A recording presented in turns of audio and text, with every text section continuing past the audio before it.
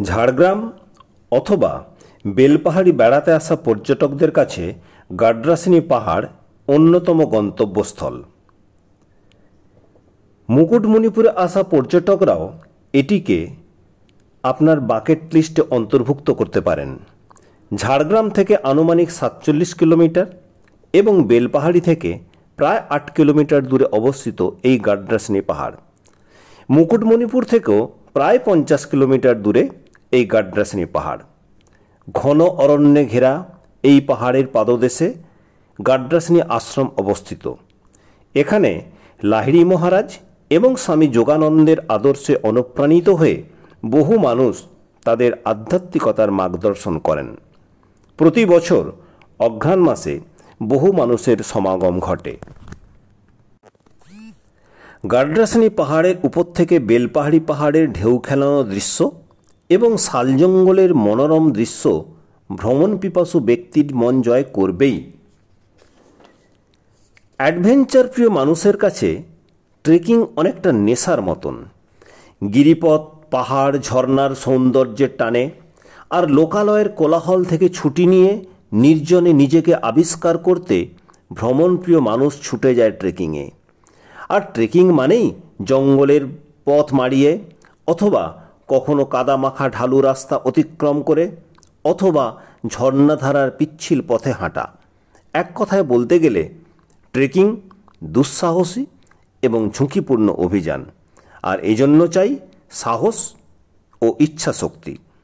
আর এই ইচ্ছা শক্তির জোরেই আবাল বৃদ্ধ বনিতা মহানন্দে পাহাড়ে চড়ছে, বিশেষ করে বয়স্ক মহিলা এবং পুরুষেরা।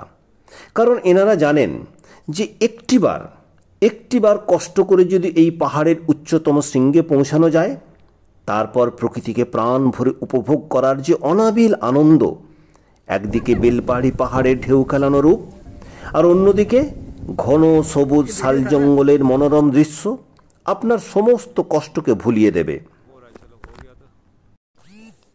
এই গাড্রাসিনী পাহাড়ে চড়তে যেটা বিশেষ সতর্কতা অবলম্বন করা প্রয়োজন, সেটা হলো ঝরে পড়া শাল জঙ্গলের শুকনো পাতার ওপর হাঁটা চলা এড়িয়ে যেতে হবে, কারণ এতে পা ফিসলে যেতে পারে।